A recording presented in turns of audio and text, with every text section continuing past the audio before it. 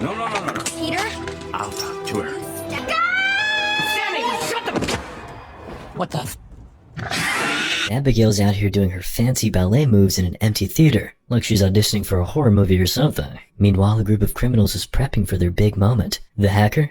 Oh, he's busy turning off all the security cameras at Abigail's house, like it's just a Tuesday. And the sniper? Yeah, he's just chilling on the roof, probably doing some light yoga while he waits. So Abigail finishes her ballet, hops in the car with her driver, who's totally clueless that there's a tracker slapped into the car. The second they start moving, the bad guys are like, and we're off. Hacker dude opens her house like he's got a universal remote, and 3 of them sneak into her bedroom like the worst game of hide and seek ever. One woman's like, guys, we're kidnapping a kid. That's not usually my thing. But they're all, shut up and roll with it, Karen. So Abigail gets home, hops into bed, and boom.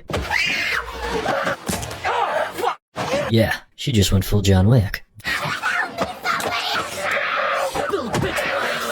Classic kidnapper etiquette. They knock Abigail out with a sedative, and just when things couldn't get more chaotic, the team outside is like, yo, someone's pulling up. The sniper's already on it, probably sipping a latte while everything's going down. The trio inside panic, stuff Abigail in a bag, like some really messed up grocery shopping, and haul her out through the window. Alarms start going off, and they're running like it's a Black Friday sale. But no worries, getaway car rolls in just in time. They all pile in, check Abigail's pulse, blindfold her, and everything's back on track. Until traffic. Typical. The hacker's like, take a detour? But our driver hides the van behind a truck instead. Finally, they arrive at this super sketchy, abandoned mansion that looks like it's one haunted doll away from being cursed. Lambert, their boss, shows up and is like, wait, hold on, that's the guy from Breaking Bad. Anyway, he shows up and is like, alright, listen up. No real names, no backstories, and for the love of God, no clapping cheeks. Oh, and they've got 24 hours to babysit Abigail until her rich dad coughs up $50 million. Average YouTuber salary. Just kidding, I wish. Lambert didn't mention who the dad is, but collects everyone's phones like he's the world's most paranoid teacher on a field trip. Before he leaves, he gives them random code names. So the crew starts drinking, because obviously that's the professional thing to be doing right now. Dean's over there trying to guess everyone's backstory like he's Sherlock Holmes, but spoiler alert, he sucks at it. Joey roasts him hard, and the rest of them are like, bet you can't do better. But Joey? Oh, she nails it. She's like, Frank? Detective. Peter? Stupid mob guy. Sammy? Rich hacker girl just doing this for kicks. Rickles? Sniper. Dean? Total sociopath. Meanwhile, Frank's like, And you are a junkie. A little candy affectation. What, you don't want to have a drink with us? Don't ever with me. and Joey's like, touche. Joey checks on Abigail, who's like, this blindfold is way too tight. Thanks. So Joey fixes it and even recuffs her more comfortably. Because hey, who said kidnappers can't be considerate? Abigail's crying, and Joey's trying to comfort her, saying they're only in it for the money. That really warms the heart. Abigail makes her pinky promise, and Joey's like, alright, I've got a son too, you know? And Abigail's all, yeah, well, you guys totally messed up. My dad doesn't even care about me at all. Oh, and before Joey leaves, Abigail drops this gem. Joey? Yeah. I'm sorry about what's gonna happen to you. What now? Joey runs off to tell Frank that maybe Abigail's dad is a total maniac, and Frank's like, she's probably just messing with you. Except Frank totally freaks out and goes to check on Abigail himself. Surprise. Look away! Don't look at me! You see my face? Do you see my face? Huh? Are you lying to me? No. Who the fuck is your father? When she says it's Christophe Lazar, a literal crime boss, Frank's like, well, I'm out of here. He runs back to the group, all panicked, and drops the bomb. We kidnapped Christophe Lazar's daughter. Everyone freaks out, except for Peter. He's probably still trying to figure out where he is. Joey and Rickles know the name, and now everyone's sweating bullets. But after a lot of arguing, they decide, screw it, let's stick around, get the money, and disappear to some tropical island. They agree to lock all the doors, keep watch, and hope for the best. Later, Joey's wandering around the mansion, chasing some weird noise, only to find an open window. She closes it, spots a creepy statue of a father and child, because of course there's creepy decor, and bumps into Rickles. He tries to flirt with her, but it's so bad it's almost impressive. They both agree that no one can be trusted. And yeah, this whole situation is totally spiraling. So Sammy's just chilling over here, finds a room with a TV, and suddenly boom. It's Dean. I saw the way you was looking at me earlier and I thought we could just... Bro has no riz. Sammy's like, nope, and kicks him out, probably thinking, not today, creep. Dean, clearly on a mission to be a nuisance, finds Peter sleeping and, you guessed it, draws a big old man's member on his face. Classic Dean. Dean keeps wandering around like he's on a haunted house tour. I mean, he kinda is. Then he stumbles into a dark corridor filled with creepy old pictures. And one of them? Yeah, it looks a lot like Abigail. Because of course it does. Then he heads to the basement kitchen and a door just opens by itself, like it's trying to be spooky. Dean's confused but rolls with it, until he's startled by a rat. Ratatouille moment. You get it because it's a rat in the kitchen? I'm sorry. And just when he's like, okay, I'm out,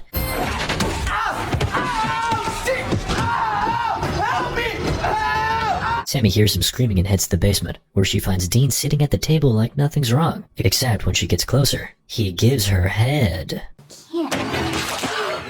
His head falls off. He's dead. He died. Yeah, it's that kind of party. Sammy, being a normal human, screams and then immediately throws up. Me, when I see my own reflection. The others come running down and they're all like, Sammy's strong, but not decapitation strong. Which, fair. Then someone brings up that old story about Lazar's hitman. A hitman known only as Valdez. He's the one where 3 top gang members got their heads chopped off by some ghost ninja assassin in a locked room on the 23rd floor. Super comforting. Now everyone's on edge, so they rush to check on Abigail. And she's just chilling. Perfectly fine, of course. Rickles is freaked out and ready to bounce. But when he opens the front door, surprise! There's a barred gate like they're suddenly in Saw. Peter tries to muscle it open, but all that does is trigger the security system. Boom.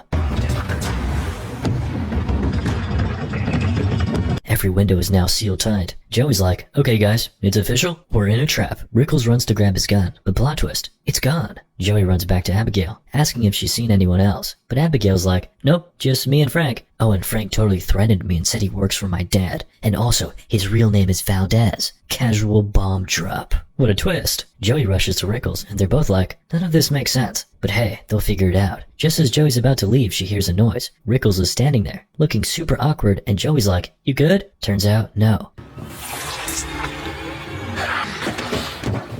Yeah, he's definitely dead. Joey rushes downstairs, guns blazing, and points her weapon at Frank, accusing him of being Valdez and offing Rickles. Frank pulls out his own gun, because why not escalate the situation? He's all, Joey, Abigail's totally manipulating you. Then he sends Peter off to deal with Abigail, because clearly, Peter's the guy for that job. Peter, though, he's got no chance. He walks into Abigail's room, ready to shoot, and Joey shows up just in time to disarm him like a pro. Then Sammy and Frank roll in, and it's Chaos City. But hold up, Abigail casually pops out of the handcuffs like Houdini, stands up, and bam.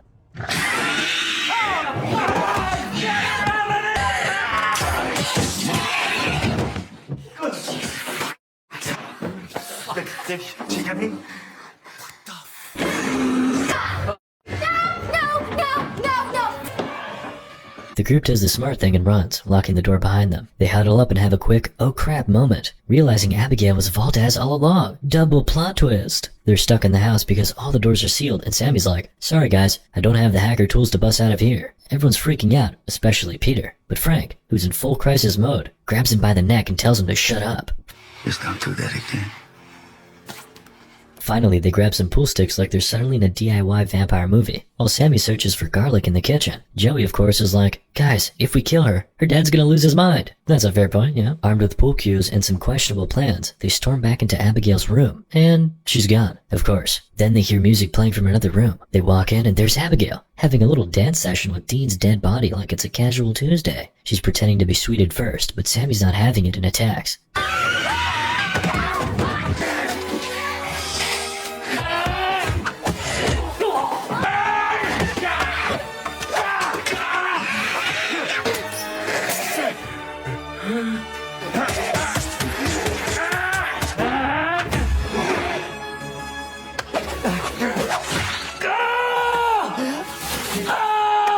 At this point, the group gives up and limps back downstairs, where Joey helps patch up their wounds. She's like, okay, remember when the sedative worked? We still have one left. So they come up with this genius plan. Split up, find Abigail, and inject her with the sedative. Simple, right? What could go wrong? Sammy takes the grossest quarter in the house.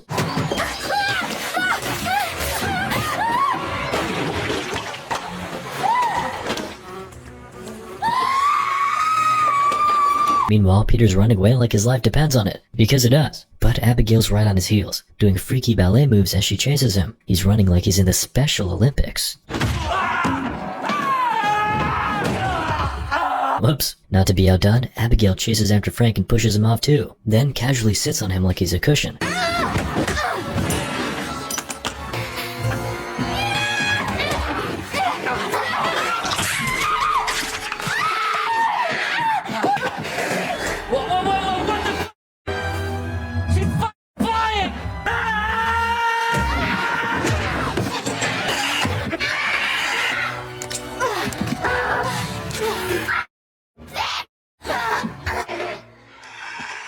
Sammy's freaking out, thinking she's about to turn into a vampire. Because, well, she got bitten. Fast forward a bit, and Abigail wakes up locked in an elevator like a trapped mouse. Joey's all business, offering a deal. Tell us how to get out, and maybe we let you go. Abigail, of course, laughs it off, like a true villain, and reveals that this was all her master plan. Plot twist. Lambert? He works for her. Oh, and she knows everyone's dirty little secrets. Sammy? She started out stealing from her rich parents before trying to take down a big target. Peter? Just a thug who stole from his own crime crew. Frank? A detective turned criminal who went undercover with the bad guys and liked it a little too much. Joey? Ex-army medic who got hooked on meds, left her son with a terrible dad, and started working as an underground doctor until she accidentally killed a gang member during surgery. Yikes, this crew has some baggage. Turns out everyone here wronged Lazar or his gang somehow, and Abigail's just been playing with them like her personal toys. She didn't kill them right away because, you know, that would be boring. Then she offers a deal. Let her out, and she'll let 2 of them live. Frank's like, how about we just kill her? And Abigail, being the drama queen she is, snaps. Fine, I'll only save the one who frees me. I mean, who's gonna fall for that? He's fucking lying, moron. The group pieces out, leaving Frank behind to guard Abigail. What could go wrong? Once everyone's gone, Frank tries his luck. He's like, okay, I'll let you go if you tell me how to get out of this house. Abigail, being the manipulative mastermind, tells him to pull Agatha Christie's book in the library to reveal a secret door. Frank's like, thanks, but of course doesn't release her because, you know, she's a killer 2,000-year-old vampire.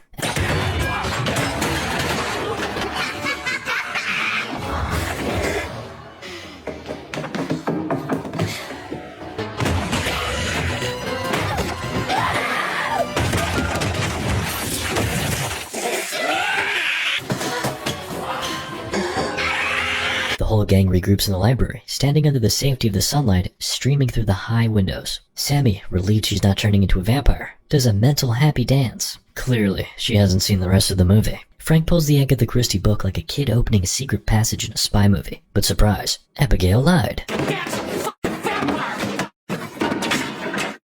And Joey, out of patience, and Candy, start trying to smash through the walls, but it's a no-go. Joey's clearly on edge, so she opens up to Sammy, explaining how she left her son behind to get clean, hoping to use this job's money as her reset button. Sammy hears the word reset and gets a lightbulb moment. If they can find the power source, she might be able to sort out the locks, and finally get them out of this insane vampire-filled mansion. So the gang splits up to search the mansion like that's going to end well. Suddenly music starts playing, again, because apparently Abigail has a flair for the dramatic, and she uses her bite to take control of Sammy.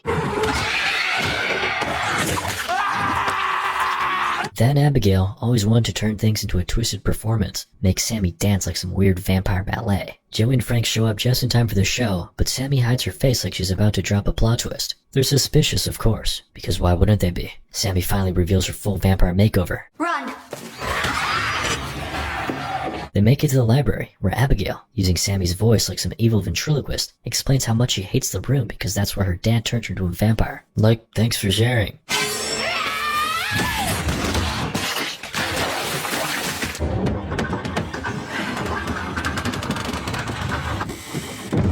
Joey and Frank, even though they know it's probably a trap, are like, well, let's see where this goes, and head through the door. They find themselves in a control room. Guess who's waiting for them? Lambert. And surprise, he's a vampire too. He's also the guy from Breaking Bad, if I didn't mention that already. I think I mentioned it. Lambert grabs Joey by the neck and spills the whole evil villain monologue. Apparently, Abigail turned him 2 years ago when she found out he helped Frank infiltrate the gang. She threatened his family, and now his full-time job is luring her dad's enemies into this freaky mansion so she can toy with them. Oh, and by the way, Lazar, he's on his way to the mansion. Lambert's got a plan of his own, though. He wants to take down both Abigail and her dad, and offers to turn Frank into a vampire if he agrees to help. Frank's like, screw it, why not? So Lambert knocks out Joey and bites Frank, turning him into Team Edward. That's a Twilight reference. When Joey wakes up, she gets front row seats to Frank's painful transformation. Lambert tells Frank to feed on Joey, but plot twist.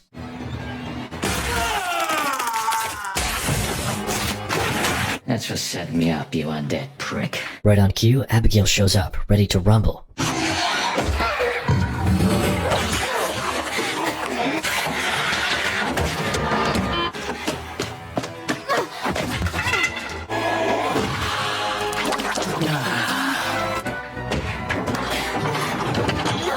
Joey, in a moment of, just in case this is my last chance, leaves a heartfelt voicemail for her son. But before she can have a full Hallmark moment, Frank finds her, tosses her back into the library, where he starts playing a game of throw Joey into all the furniture. Joey tries to fight back, but her punches are like mosquito bites to a vampire. Frank grabs her by the neck and throws her down again. Abigail, now weak and desperate, begs Joey for help. She's like, look, I can't take him down by myself. Help me kill Frank, and I'll let you go see your kid. Pinky promise. Vampire style.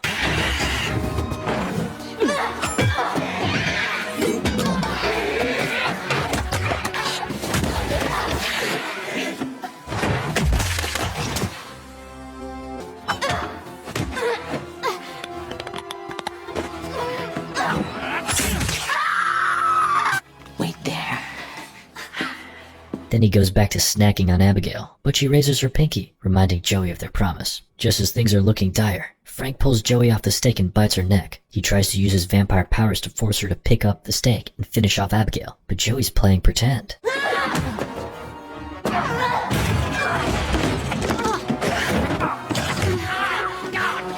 Abigail explains that Frank's powers haven't fully developed yet, so he can't do all the cool vampire shit yet, like controlling Joey. While they're distracted, Joey retrieves the stake and tackles Frank.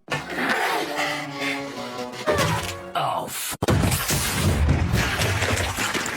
Joey's worried she might still turn to a vampire, but Abigail reassures her that since Frank's dead, it won't happen. True to her word, Abigail lets Joey go, telling her to go find her son. Just as Joey's about to leave, someone grabs her shoulder. It's Lazar, Abigail's father. He's all mysterious and creepy, saying he's had many names over the years and definitely wants to kill Joey and eat her and drink her blood. But Abigail steps in, defending Joey, telling her that Joey saved her life when he wasn't around. Lazar, in a rare moment of grace, kisses Joey's hand and lets her go. Joey, finally free, rushes back to the van, and guess what? She finds a lollipop. Naturally, she pops it into her mouth, because after a night like that, you've earned a treat. Moral of the story? It's Morbin time.